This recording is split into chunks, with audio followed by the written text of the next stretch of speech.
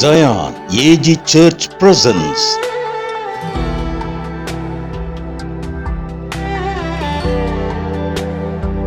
பாதைக்கு வெளிச்சம்.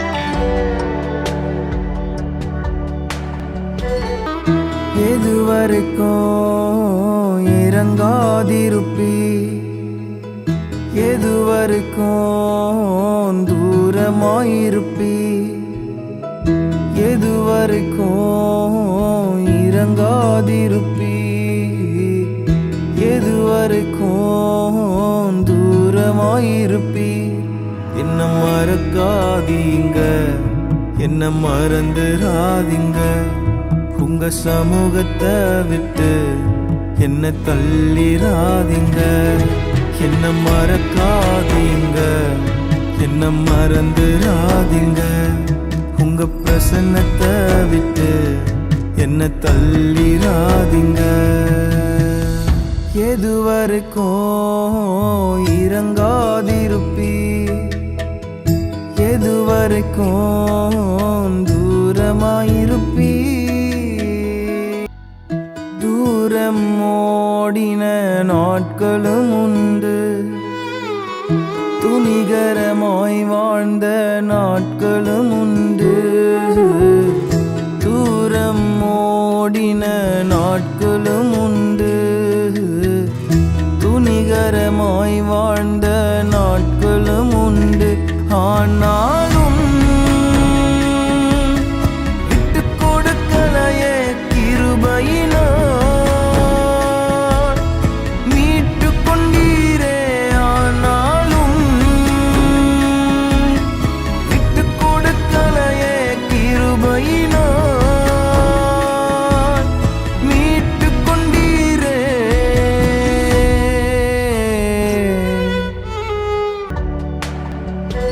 ஆண்டவராக இயேசு கிறிஸ்துவின் இனிய நாமம் மகிமைப்படுவதாக. பாதைக்கு வெளிச்சம் என்கிற இந்த நிகழ்ச்சிக்கு உங்களை அன்போடு வரவேற்கிறோம். இன்றைய தியானத்திற்காக நாம் எடுத்துக்கொள்கிற கர்த்தருடைய வார்த்தை சகரியா 9ஆம் அதிகாரத்தினுடைய 17ஆம் வசனத்தை நான் உங்களுக்காக வாசிக்கிறேன். அவருடைய காருண்யம் எத்தனை பெரியது, அவருடைய சௌந்தரியம் எத்தனை பெரியது. தானியம் வாலிபரையும் புது திராட்சரசம் கண்ணீர்களையும் வளர்க்கும். ஆண்டவருடைய நல்ல நாமம் மகிமைப்படுவதாக. இந்த காலை வேளையில் பாதைக்கு வெளிச்சம் என்கிற இந்த நிகழ்ச்சியிலே தீர்க்கதரிசியாகிய சகரியா மூலமாக கர்த்தருடைய வார்த்தை நமக்கு நேரே புறப்பட்டு வருகிறது. அவருடைய காருண்யம் எத்தனை பெரியது. ஆண்டவருடைய நல்ல நாமம் மகிமைப்படுவதாக. 2 பேதுரு 1:3 வாசிக்கும் பொழுது, தம்முடைய மகிமையினாலும் காருண்யத்தினாலும் நம்மை அழைத்தவரை அறிகிற அறிவினாலே என்று பரிசுத்த வேதம் சொல்கிறது. தம்முடைய மகிமையினாலும் காருண்யத்தினாலும் நம்மை அழைத்தவருடைய அவரை அறிகிற அறிவினாலே. அல்லேலூயா. அவருடைய காருண்யம் பெரியது. அவருடைய காருண்யம் என்பது தேவாதி தேவனுடைய தயவை காட்டுகிறது. அவருடைய தயவு வார்த்தையால் விவரிக்க முடியாத ஒன்று. சொல்லப்போனால் நாம் ஒவ்வொரு வினாடியும் ஜீவிப்பதே அவருடைய தயவுதான். ஆமென். அவருடைய தயவை தான் காருண்யம் என்று சொல்கிறோம். இந்த காலை வேளையிலே இந்த சத்தத்தை கேட்டுக்கொண்டிருக்கிற அன்பு சகோதரனே சகோதரியே, அவருடைய காருண்யம் பெரியது என்ற வார்த்தையின்படி நீங்களும் நானும் அவருடைய காருண்யத்தினால், அவருடைய தயவினால் தான் நாம் ஒவ்வொரு நாளையும் நாம் வாழ்ந்து கொண்டிருக்கிறோம் என்கிற நன்றி உணர்வுள்ள இருதயத்தோடு நம்முடைய வாழ்க்கையிலே அவருடைய காருண்யத்தை நாம் பற்றி கொள்ள வேண்டும் என்று தேவன் விரும்புகிறார். 5ஆம் சங்கீதத்தினுடைய 12ஆம் வசனத்தை வாசித்து பாருங்கள். காருண்யம் என்கிற கேடகத்தால் நம்மை சூழ்ந்திருக்கிறாராம். எத்தனை பெரிய நம்பிக்கை, எத்தனை பெரிய மகிழ்ச்சி. அவர் காருண்யம் என்கிற கேடகத்தால் நம்மை சூழ்ந்திருக்கிறார்.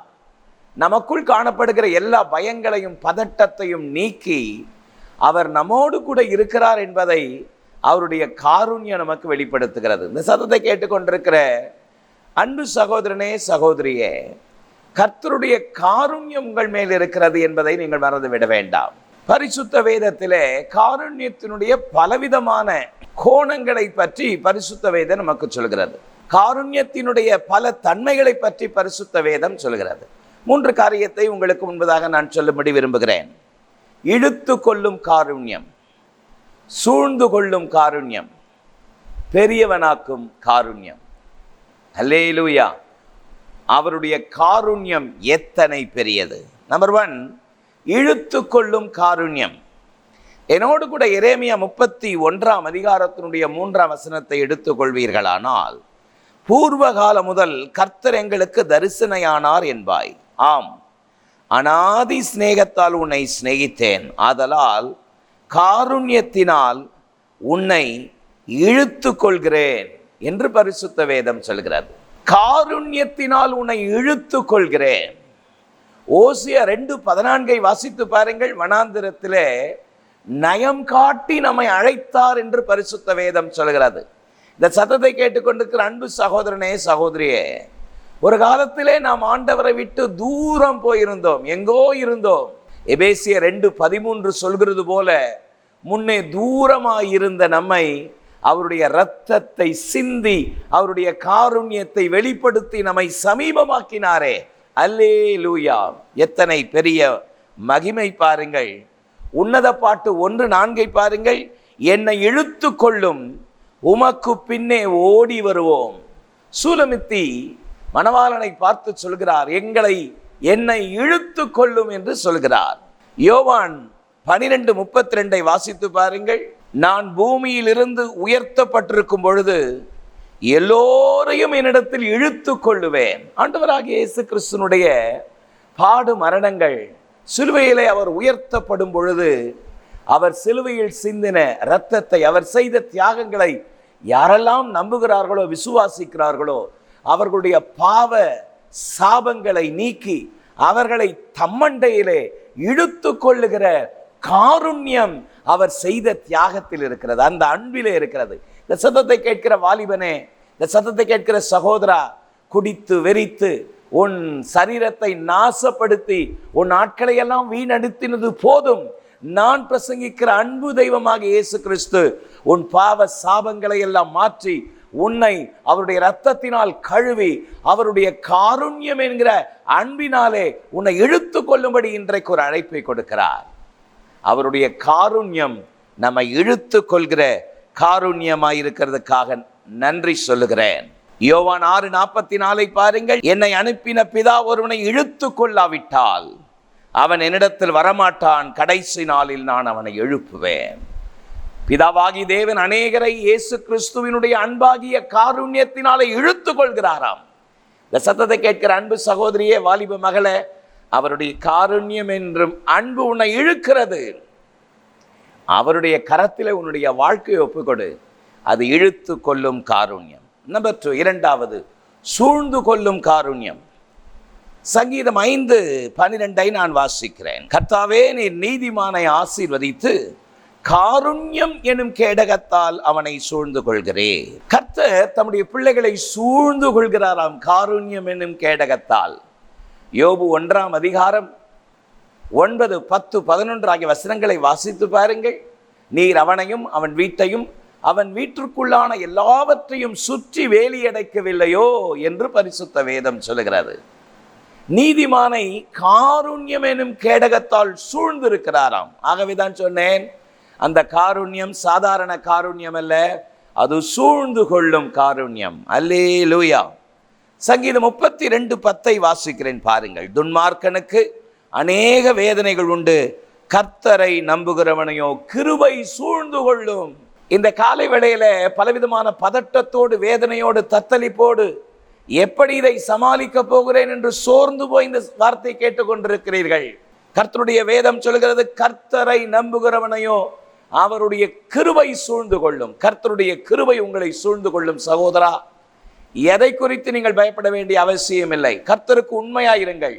உனக்கு விரோதமாய் ஒரு வழியாய் வருகிறவர்கள் 7 வழியாய் ஓடி போவார்கள் என்று பரிசுத்த வேதம் சொல்லுகிறதே. சங்கீதம் 34:19 வாசித்து பாருங்கள். நீதிமானுக்கு வரும் துன்பங்கள் அநேகமாயிருக்கும். ஆனால் கர்த்தர் அவைகள் எல்லாவற்றினின்றும் அவனை விடுவிக்கிறாராம். எத்தனை அற்புதம்! காரணம், நீதிமானை காருண்யம் என்னும் கேடகத்தால் கர்த்தர் சூழ்ந்திருக்கிறார். 125 சங்கீதத்தினுடைய 2 வசனத்தை வாசிக்கிறேன். பர்வதங்கள் எருசலேமை சுற்றி இருக்குமாம் போல் கர்த்தர் இது முதல் என்றென்றைக்கும் தம்முடைய ஜனத்தை சுற்றிலும் இருக்கிறாராம். எத்தனை ஆசீர்வாதம்! கர்த்தர் உங்களை சுற்றிலும் இருக்கிறார். சோர்ந்து போகாதீர்கள். எலிசா தேவனை நோக்கி ஜெபித்தான். கர்த்தாவே, இவன் பார்க்கும்படி இவன் கண்களை திறந்தருளும் என்று சொன்ன பொழுது 2 ராஜாக்கள் 6 அதிகாரம் 15, 16 ஆகிய வசனங்களை வாசித்து பாருங்கள். எலிசாவை சுற்றிலும் அக்கினிமயமான ரதங்களும் குதிரைகளும் சூழ இருந்ததை வேலைக்காரனுடைய கண்கள் பார்க்கும்படி கர்த்தர் கிருபை செய்தார். கர்த்தருடைய காருண்யம் உங்களை சூழ்ந்திருக்கிறது. அல்லேலூயா. 3வது, பெரியவனாக்கும் காருண்யம். 2 சாமுவேல் 22:36 உங்களுக்காக வாசிக்கிறேன். உம்முடைய ரட்சிப்பின் கேடகத்தையும் எனக்கு தந்தீர், உம்முடைய காருண்யம் என்னை பெரியவனாக்கும். ஆமென். பெரியவனாக்கும் காருண்யம். உம்முடைய ரட்சிப்பின் கேடகத்தை எனக்கு தந்தீர், உம்முடைய காருண்யம் என்னை பெரியவனாக்கும். அல்லேலூயா. தாவீதினுடைய வாழ்க்கையிலே கர்த்தர் அற்புதமான கிருபைகளை செய்தாரே. நாத்தான் தீர்க்கதரிசி தாவீதினிடத்தில் சொல்லும் பொழுது 2 சாமுவேல் 7:9 பாருங்கள். நீ போன எவ்விடத்திலும் உன்னோடு இருந்து உன் சத்துருக்களை எல்லாம் உனக்கு முன்பதாக நிர்மூலமாக்கி பூமியில் இருக்கிற பெரியோர்களின் நாமத்திற்கு ஒத்த நாமத்தை உனக்கு உண்டாக்கினேன். எத்தனை அற்புதம்! கர்த்தர் தாவீதை பெரியவனாக்கினார். அதைத்தான் தாவீது 18 சங்கீதத்தினுடைய 35 வசனத்திலே மகிழ்ச்சியோடு புகழ்ச்சியோடு சொல்கிறார், உம்முடைய காருண்யம் என்னை பெரியவனாக்கும். அல்லேலூயா. இந்த சத்தத்தை கேட்கிற அன்பு வாலிபனே, வாலிப மகளே, அவருடைய காருண்யம் உங்களை பெரியவர்களாக்கும். அவருடைய பரிசுத்த கரத்திலே அடங்கி இருந்து பாருங்கள். உங்களுடைய பரிசுத்தத்தை தேவனுக்கு சுகந்த வாசனையாக வெளிப்படுத்தி பாருங்கள். அவருடைய காருண்யம் உங்களை பெரியவர்களாக்கும். ஆதியாகமம் 26:13 ஈசாக்கு வர வர விருத்தி அடைந்து மகா பெரியவனாகுவதற்கு கர்த்தர் ஈசாக்குக்கு கிருபை செய்தாரே. உங்களுடைய வாழ்க்கையில நிச்சயம் கர்த்தர் கிருபை செய்வார். அதைத்தான் சகரியா 9:17 வாசித்தோம். அவருடைய காருண்யம் எத்தனை பெரியது, அவருடைய சௌந்தரியம் எத்தனை பெரியது. இந்த காலை வேளையில் அன்பு தேவனுடைய பிள்ளைகளே, அவருடைய காருண்யம் என்பது தயவை காட்டுகிறது. அந்த தயவு உங்களோடு கூட இருக்கிறபடியால் அது உங்களை இழுத்து கொள்கிற காருண்யம், அது உங்களை சூழ்ந்து இருக்கிற காருண்யம், அது உங்களை பெரியவர்களாக்குகிற காருண்யம். உங்களுடைய வாழ்க்கையை நான் பிரசங்கிக்கிற அன்பு தெய்வமாக இயேசு கிறிஸ்துவினிடத்திலே ஒப்பு கொடுப்பீர்களா, அர்ப்பணிப்பீர்களா? ஆண்டவராக இயேசு கிறிஸ்து உங்களுடைய பாவங்கள் சாபங்கள் எதுவாக இருந்தாலும் அவைகளையெல்லாம் மன்னிப்பதற்கு அவர் அதிகாரமுடையவராயிருக்கிறார். இயேசுவே, என் பாவ சாபங்களை மன்னியும் என்று இருக்கிற இடத்தில் நீங்கள் கேட்பீர்களானால் அவருடைய காருண்யம் உங்களோடு கூட இருந்து உங்களுக்கு வேண்டிய கிருபைகளை செய்யும். உங்களுக்காக நான் ஜெபிக்கட்டுமா? மகா இரக்கமும் கிருபையும் உள்ள எங்கள் நல்ல பிதாவே, பாதைக்கு வெளிச்சம் என்கிற இந்த நிகழ்ச்சியிலே கர்த்தருடைய அற்புதமான அனுகிரகம், தயவு, கிருபை உம்முடைய பிள்ளைகளோடு இம்மட்டும் இருக்கிறதுக்காக நன்றி தகப்பனே. உம்முடைய கிருபையின் அனுகிரகத்தினாலே உம்முடைய பிள்ளைகளை ஆசீர்வதித்து மேன்மைப்படுத்தி வழிநடத்துவீராக. ஆண்டவரே, உம்முடைய பிள்ளைகளுடைய வாழ்க்கையில காணப்படுகிற எல்லா இருள்கள், தத்தளிப்புகள் மாறட்டும், மறையட்டும். இயேசுவின் மூலம் ஜெபம் கேளும் எங்கள் ஜீவனுள்ள நல்ல பிதாவே, ஆமென். இந்த நிகழ்ச்சி உங்களுக்கு ஆசீர்வாதமாக இருந்திருக்கும் என்பதில் எந்த சந்தேகமில்லை. கர்த்தர் உங்களை ஆசீர்வதிப்பாராக. சீயோன் ஏஜி திருச்சபையின் ஆராதனை நேரங்கள்: முதல் ஆராதனை ஞாயிறு காலை 6:30 மணிக்கு, 2வது ஆராதனை ஞாயிறு காலை 9 மணிக்கு, 3ஆம் ஆராதனை மற்றும் வாலிபருக்கான ஆராதனை காலை 11:15 மணிக்கு, மாலை ஆராதனை 6:30 மணிக்கும், சிறுவர் ஆராதனை ஞாயிறு காலை 7:30 மணிக்கும் மற்றும் 10:30 மணிக்கும் நடைபெறுகிறது. இவ் ஆராதனைகளில் பங்கு பெற்று இறையாசியை பெற்று மகிழுங்கள். நீங்கள் தொடர்பு கொள்ள வேண்டிய முகவரி: ரெவரண்ட் பி.